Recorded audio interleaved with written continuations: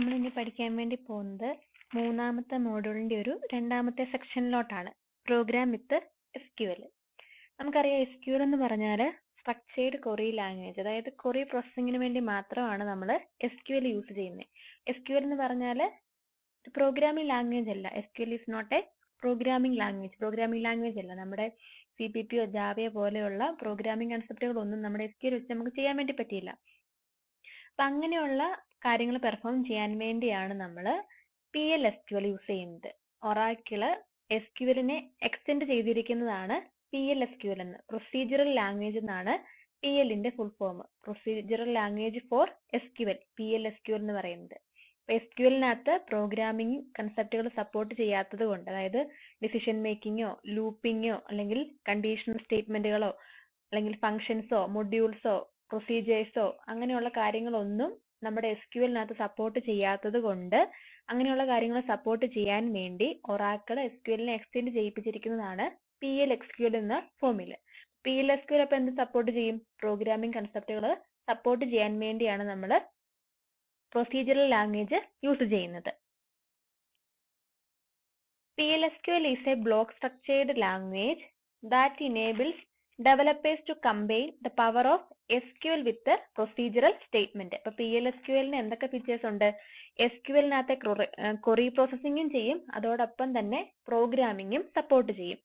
SQLന്റെ പോരായ്മകളാണ് തന്നിരിക്കുന്നത്, ഡിസ്അഡ്വാൻറ്റേജസ് ആണ് തന്നിരിക്കുന്നത്. നോക്കുക, SQL does not provide the programmers with a technique for condition checking, looping and branching. നമ്മൾ പറഞ്ഞ കാര്യം തന്നെയാണ്. കണ്ടീഷൻ ചെക്കിങ്, ലൂപ്പിംഗ്, ബ്രാഞ്ചിങ് അങ്ങനെയുള്ള പ്രോഗ്രാമിംഗ് കൺസെപ്റ്റുകളൊന്നും SQL പ്രൊവൈഡ് ചെയ്യുന്നില്ല. ജസ്റ്റ് ക്വറി പ്രോസസ്സിംഗ് മാത്രമേ ഉള്ളൂ. ഡേറ്റാബേസിനകത്തോട്ട് ടേബിളുകൾ ക്രിയേറ്റ് ചെയ്യുക, ഡേറ്റകൾ ഇൻസേർട്ട് ചെയ്യുക, ഡിസ്പ്ലേ ചെയ്യിപ്പിക്കുക, ഡിലീറ്റ് ചെയ്യുക, അപ്ഡേറ്റ് ചെയ്യുക, അങ്ങനെയുള്ള കാര്യങ്ങൾ മാത്രമേ SQL വെച്ച് ചെയ്യാൻ വേണ്ടി നമുക്ക് പറ്റുള്ളൂ. അതുപോലെ SQLനകത്ത് എറർ ചെക്കിംഗ് ഫെസിലിറ്റീസ് ഇല്ല. നമ്മുടെ പ്രോഗ്രാമിംഗ് ലാംഗ്വേജിൽ നമുക്കറിയാം, എക്സെപ്ഷൻ വന്നിട്ടുണ്ടെങ്കിൽ അതിനെ ഹാൻഡിൽ ചെയ്യാൻ വേണ്ടിയുള്ള കാര്യങ്ങളെല്ലാം നമ്മുടെ പ്രോഗ്രാമിംഗ് ലാംഗ്വേജ് തന്നെ സപ്പോർട്ട് ചെയ്യുന്നുണ്ട്. അപ്പം അങ്ങനെയുള്ള കാര്യങ്ങളൊന്നും എവിടെയില്ല, SQLനകത്തില്ല. അപ്പോൾ ഈ പോരായ്മകളെല്ലാം പരിഹരിക്കാൻ വേണ്ടിയാണ് നമ്മൾ PL SQL ഇൻട്രൊഡ്യൂസ് ചെയ്തിരിക്കുന്നത്. PL SQLന്റെ ഫീച്ചേഴ്സ് ആണ് ഈ തന്നിരിക്കുന്നത്. അപ്പോൾ ഇവിടെ തന്നിരിക്കുന്നത് നോക്കുക, PL SQL is basically a procedural language which provides the functionality of decision making, iteration and many more features of procedural programming languages. അപ്പോൾ സാധാരണയായിട്ടുള്ള പ്രൊസീജിയറൽ പ്രോഗ്രാമിംഗ് ലാംഗ്വേജ് സപ്പോർട്ട് ചെയ്യുന്ന ഡിസിഷൻ മേക്കിംഗ്, ലൂപ്പിംഗ് അങ്ങനെയുള്ള എല്ലാ കാര്യങ്ങളും ആര് സപ്പോർട്ട് ചെയ്യും? PL SQL support ചെയ്യും. പിന്നെ പറഞ്ഞിരിക്കുന്നത് PL SQL can execute a number of queries in one block using single command. PL SQLനകത്ത് നമുക്ക് ഒരൊറ്റ ബ്ലോക്കിനകത്ത് തന്നെ ഒന്നിലധികം ക്വറീസ് എക്സിക്യൂട്ട് ചെയ്യാൻ വേണ്ടി പറ്റും. PL SQLന്റെ ആ ഒരു സ്ട്രക്ചറിന് പറയുന്ന പേരാണ് ബ്ലോക്ക്, അല്ലെങ്കിൽ ഒരു പ്രോഗ്രാം യൂണിറ്റിന് പറയുന്ന പേരാണ് ബ്ലോക്ക് എന്ന്. അവിടെ നമുക്ക് SQLന്റെ ക്വറീസും എക്സിക്യൂട്ട് ചെയ്യാം, അതോടൊപ്പം തന്നെ പ്രോഗ്രാമിംഗ് കാര്യങ്ങളും ചെയ്യാൻ വേണ്ടി പറ്റും. ഇനി one can create a PL SQL unit such as procedures, functions, packages, triggers and types which are stored in the database for reuse by applications. അതായത് നമ്മൾ PL SQL യൂസ് ചെയ്ത് ഒരു തവണ പ്രൊസീജിയേഴ്സോ ഫങ്ഷൻസോ ട്രിഗേഴ്സോ എന്തെങ്കിലും ക്രിയേറ്റ് ചെയ്താലും നമുക്ക് ഒന്നിലധികം ആപ്ലിക്കേഷനകത്ത് അത് റീയൂസ് ചെയ്യാനായിട്ടും കൂടെ പറ്റും. പിന്നെ പറഞ്ഞിരിക്കുന്ന പോയിന്റ് നോക്കുക, PL SQL provides a feature to handle the exception which occurs in PL SQL block known as exception handling block. അപ്പോൾ ഞാൻ പറഞ്ഞു PL SQLന്റെ ഒരു പ്രോഗ്രാം യൂണിറ്റിന് പറയുന്ന പേരാണ് ബ്ലോക്ക് എന്ന് പറയുന്നത്. അപ്പൊ അതിനകത്ത് ഒരു ബ്ലോക്ക് എക്സെപ്ഷനെ ഹാൻഡിൽ ചെയ്യാൻ വേണ്ടി തന്നെയായിട്ട് ക്രിയേറ്റ് ചെയ്ത് വെച്ചിട്ടുണ്ട്. എന്തെങ്കിലും എറേഴ്സ് ഉണ്ടായാൽ, പ്രോഗ്രാമിനകത്ത് എന്തെങ്കിലും എറേഴ്സ് ഉണ്ടായാൽ അതിനെ ഹാൻഡിൽ ചെയ്യാൻ വേണ്ടിയുള്ള കോഡ് എവിടെയുണ്ട്? PL SQLനകത്ത് ഉണ്ട്. അടുത്തത്, applications written in PL SQL are portable to computer hardware or operating system where Oracle is operational.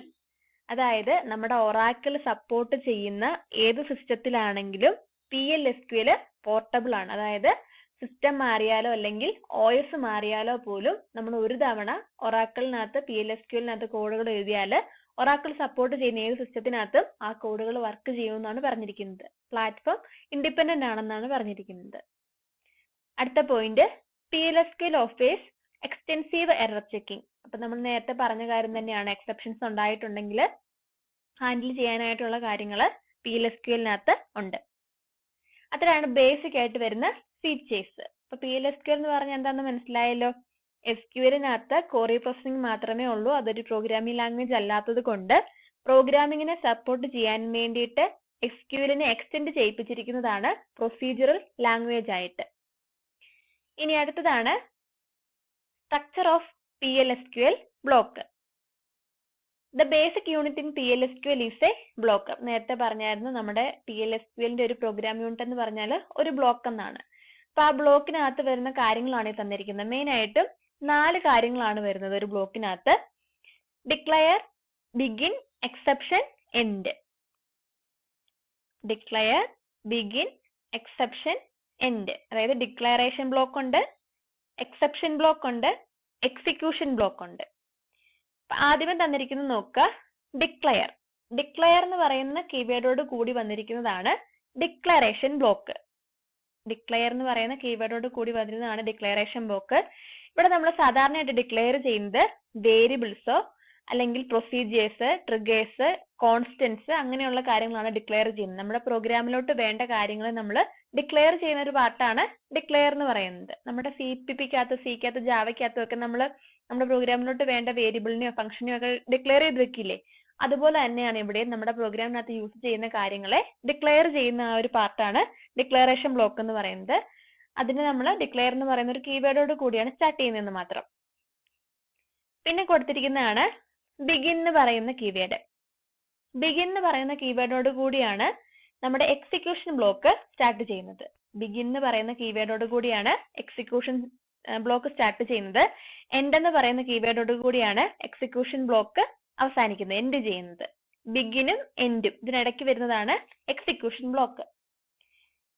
ഇനി എക്സിക്യൂഷൻ ബ്ലോക്കിനകത്താണ് നമ്മുടെ പ്രോഗ്രാമിംഗ് കൺസെപ്റ്റുകൾ വരുന്നത്. അതായത് നമുക്ക് എന്ത് ആക്ഷൻ ആണോ പെർഫോം ചെയ്യേണ്ടത് ആ ആക്ഷൻ എല്ലാം കൊടുക്കുന്നത് എവിടെയാണ്? എക്സിക്യൂഷൻ ബ്ലോക്കിനകത്താണ്. നമ്മൾ നേരത്തെ ഡിക്ലെയർ ചെയ്ത് വെച്ചിരിക്കുന്ന വേരിയബിൾസും അങ്ങനെയുള്ള കാര്യങ്ങളും എല്ലാം യൂസ് ചെയ്യുന്നത് എവിടെയാണ്? ഈ എക്സിക്യൂഷൻ ബ്ലോക്കിനകത്താണ് നമ്മൾ യൂസ് ചെയ്യുന്നത്. ഇനി അടുത്തതാണ് എക്സെപ്ഷൻ ബ്ലോക്ക്. അടുത്തൊരു ബ്ലോക്കാണ് എക്സെപ്ഷൻ ബ്ലോക്ക് എന്ന് പറഞ്ഞാൽ, അല്ലെങ്കിൽ എക്സെപ്ഷൻ സെക്ഷൻ എന്ന് പറഞ്ഞാൽ. ഇനി എക്സെപ്ഷൻ സെക്ഷൻ എന്ന് പറഞ്ഞാലോ, എന്തെങ്കിലും എറേഴ്സ് ഉണ്ടായാൽ അല്ലെങ്കിൽ എന്തെങ്കിലും പ്രോബ്ലംസ് ഉണ്ടായാൽ ഹാൻഡിൽ ചെയ്യാൻ വേണ്ടിയുള്ള കോഡ് കൊടുക്കുന്ന സ്ഥലമാണ് എക്സെപ്ഷൻ ബ്ലോക്ക് അല്ലെങ്കിൽ എക്സെപ്ഷൻ യൂണിറ്റ് എന്ന് പറയുന്നത്. ഇനി അതോട് കൂടിയാണ് നമ്മൾ എൻഡ് കീവേഡ് കൊടുത്തിരിക്കുന്നത്. എൻഡ് കീവേഡ് ഒരു സെമിക്കോളൻ വെച്ചാണ് end ചെയ്യിപ്പിക്കുന്നത്.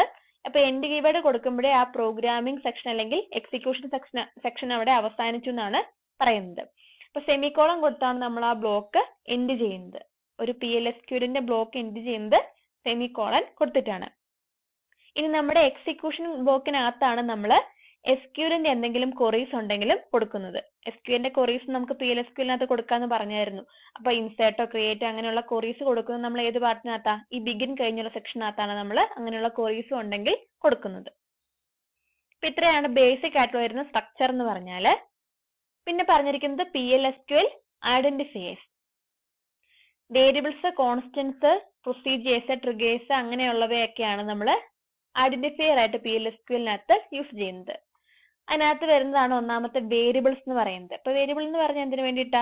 Type of data specify ചെയ്യാൻ വേണ്ടിയാണ് നമ്മൾ വേരിയബിൾസ് യൂസ് ചെയ്യുന്നത്. അതായത് എന്ത് ഡേറ്റയാണ് നമ്മൾ യൂസ് ചെയ്യുന്നത് ആ ഡേറ്റയെ കാണിക്കാൻ വേണ്ടി നമ്മൾ യൂസ് ചെയ്യുന്ന ഒരു മെമ്മറി ലൊക്കേഷന്റെ പേരാണ് വേരിയബിൾസ് ആയിട്ട് വരുന്നത്. അപ്പൊ വേരിയബിളിനെ എങ്ങനെ ഡിക്ലെയർ ചെയ്യുന്നതാണ് സിന്റാക്സ് ഇവിടെ തന്നിരിക്കുന്നത്. Variable name, data type, semicolon. Normal രീതിയിൽ അങ്ങനെയാണ്. ഇനി അതല്ലാതെ ഇനിഷ്യലൈസ് ചെയ്യുന്നുണ്ടെങ്കിൽ അവിടെ എന്തെങ്കിലും ഒരു വാല്യൂം കൂടെ അസൈൻ ചെയ്ത് കൊടുക്കണം. അപ്പൊ നമ്മൾ ഇവിടെ PLSQL-നകത്ത് യൂസ് ചെയ്യുന്ന അസൈൻമെന്റ് ഓപ്പറേറ്റർ ആണ് ഈ തന്നിരിക്കുന്നത്. ഫുൾ കോളനും ഈക്വൽ ടും കൂടെ യൂസ് ചെയ്യുന്നതാണ് അസൈൻമെന്റ് ഓപ്പറേറ്റർ. അപ്പൊ അസൈൻമെന്റ് ഓപ്പറേറ്റർ യൂസ് ചെയ്ത് വാല്യൂ കൊടുക്കുക, സെമിക്കോളൻ ഇട്ട് എൻഡ് ചെയ്യുക. വേരിയബിളിന്റെ നെയിം യൂസർ സ്പെസിഫൈഡ് ആയിട്ടുള്ള വേരിയബിളിന്റെ നെയിം എന്ത് വേണമെങ്കിലും കൊടുക്കാം. പിന്നെ ഡേറ്റ ടൈപ്പ് എന്ന് പറയുന്നത് നമ്മുടെ SQL-നകത്ത് സപ്പോർട്ട് ചെയ്യുന്ന എല്ലാ ഡേറ്റ ടൈപ്പും PLSQL-നകത്തും സപ്പോർട്ട് ചെയ്യും. എക്സാമ്പിൾ തന്നിരിക്കുന്നത് നോക്കുക. Declare var1 integer, var2 real, var3 varchar. അപ്പൊ ഡിക്ലെയർ എന്ന് പറയുന്ന സെക്ഷനാണ് നമ്മൾ എന്തിനു വേണ്ടി യൂസ് ചെയ്യുന്നത് പറഞ്ഞായിരുന്നു? വേരിയബിൾസിനെയൊക്കെ അല്ലെങ്കിൽ ഡിക്ലെയർ ചെയ്യുന്ന ഒരു പാർട്ടാണ് ഡിക്ലറേഷൻ പാർട്ട്. അവിടെ നമ്മൾ ഡിക്ലെയർ എന്ന് പറയുന്ന കീവേഡോട് കൂടിയാണ് തുടങ്ങുന്നതെന്നൊക്കെ പറഞ്ഞായിരുന്നു നേരത്തെ. അപ്പൊ ഇവിടെ 3 വേരിയബിൾസിനെയാണ് ഡിക്ലെയർ ചെയ്തിരിക്കുന്നത്, var1, var2, var3 എന്ന് പറഞ്ഞുകൊണ്ട്. ഒരെണ്ണം ഇന്റിജർ ആയിട്ടും ഒരെണ്ണം റിയൽ ആയിട്ടും ഒരെണ്ണം വേരിയങ് ലെങ്ത് ക്യാരക്ടർ ആയിട്ടും. അപ്പൊ ഇങ്ങനെയാണ് ഡിക്ലെയർ ചെയ്യുന്നത്. സെമിക്കോളം വെച്ച് എൻഡ് ചെയ്ത് ഇങ്ങനെയാണ് ഡിക്ലെയർ ചെയ്യുന്നത്. ഇനി നമുക്ക് ഡിക്ലെയർ ചെയ്യുന്ന വേരിയബിൾസിനെ ഇനിഷ്യലൈസ് ചെയ്യണമെങ്കിലോ, അതായത് ഡിക്ലെയർ ചെയ്യുന്ന കൂടെ തന്നെ വാല്യൂം കൂടെ കൊടുക്കണമെങ്കിലോ അതിനാണ് ഇനിഷ്യലൈസ് ചെയ്യുക എന്ന് പറയുന്നത്. അപ്പൊ ഇനിഷ്യലൈസ് ചെയ്യാൻ വേണ്ടിയുള്ള ഒരു സിന്റാക്സ് ആണ് തന്നിരിക്കുന്നത്. വേരിയബിളിന്റെ നെയിം, ടൈപ്പ്, വാല്യൂ എന്താണോ അത് കൊടുക്കുക, സെമിക്കോളിനിട്ട് എൻഡ് ചെയ്യുക. ഇനി അടുത്തതാണ് ഡിസ്പ്ലേയിങ് ഔട്ട്പുട്ട്. സാധാരണ പ്രോഗ്രാമിംഗ് ലാംഗ്വേജിനകത്തെ പോലെ തന്നെ നമ്മുടെ പ്രോഗ്രാമിനകത്ത് എന്തെങ്കിലുമൊക്കെ ഔട്ട്പുട്ട് കിട്ടുമോ അല്ലെങ്കിൽ എന്തെങ്കിലുമൊക്കെ മെസ്സേജ് കാണിക്കണമെങ്കിലോ നമുക്കത് സ്ക്രീനിൽ കാണിക്കണം, പ്രിന്റ് ചെയ്ത് കാണിക്കണം. അപ്പൊ അതുപോലെ തന്നെ ഇവിടെ സപ്പോർട്ട് ചെയ്യുന്നുണ്ട് നമുക്ക് അങ്ങനെ ഔട്ട്പുട്ടുകളെ സ്ക്രീനിൽ കാണിക്കാൻ വേണ്ടിയിട്ട്. അതിനുവേണ്ടി നമ്മൾ യൂസ് ചെയ്യുന്ന കമാൻഡാണ് അല്ലെങ്കിൽ പാക്കേജ് ആണ് DBMS ഔട്ട്പുട്ട് എന്ന് പറയുന്നത്. DBMS output dot put line എന്ന് പറയുന്നതാണ് നമ്മൾ ഡിസ്പ്ലേ ചെയ്യിക്കാൻ വേണ്ടി യൂസ് ചെയ്യുന്ന കമാൻഡ് അല്ലെങ്കിൽ പാക്കേജ് എന്ന് പറയുന്നത്. നമ്മുടെ സിക്കകത്തെയൊക്കെ പ്രിന്റ്എഫിനോടൊക്കെ ഈക്വലാണ് ഈ കമാൻഡ് എന്ന് പറഞ്ഞാൽ. ഇനി ഈ കമാൻഡ് ആണ് നമ്മൾ പറഞ്ഞു നമ്മുടെ PL/SQLനെ സ്ക്രീനുമായിട്ട് കണക്ട് ചെയ്യിക്കാൻ വേണ്ടിയാണ് നമ്മൾ ഈ കമാൻഡ് യൂസ് ചെയ്യുന്നത്. ഇനി നമ്മുടെ ഒറാക്കിളിന്റെ ബഫറിനകത്താണ് നമ്മുടെ വേരിയബിളിനകത്തെ വാല്യൂസ് ഒക്കെ സ്റ്റോർ ചെയ്ത് വെക്കുന്നത്. അപ്പൊ ആ ബഫറിനെ ഈ DBMS ഔട്ട്പുട്ട് എന്ന് പറയുന്ന സ്റ്റേറ്റ്മെന്റുമായിട്ട് കണക്ട് ചെയ്യിക്കാൻ വേണ്ടിയാണ് ഈ ഒരു സ്റ്റേറ്റ്മെന്റ് കൊടുത്തിരിക്കുന്നത്. നമ്മുടെ ഒറാക്കിളിനകത്ത് മെമ്മറിക്കകത്ത് സൂക്ഷിച്ചു വെച്ചിരിക്കുന്ന ഈ വാല്യൂവിനെ നമുക്കെടുത്ത് സ്ക്രീനിനകത്തോട്ട് പ്രിന്റ് ചെയ്യിപ്പിക്കണം. പ്രിന്റ് ചെയ്യിപ്പിക്കാൻ കൊടുക്കേണ്ട സ്റ്റേറ്റ്മെന്റ് നമുക്കറിയാം.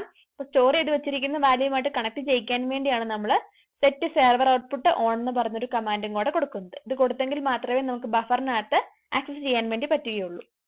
അപ്പൊ ഇവിടെ നോക്കുക, var എന്ന് പറയുന്ന വേരിയബിളിന്റെ നെയിം, varchar എന്ന് പറയുന്നതാണ് ഡാറ്റ ടൈപ്പ് എന്ന് പറയുന്നത്, ഹായ് എന്നുള്ളതാണ് അതിന് വാല്യൂ കൊടുത്തിരിക്കുന്നത്.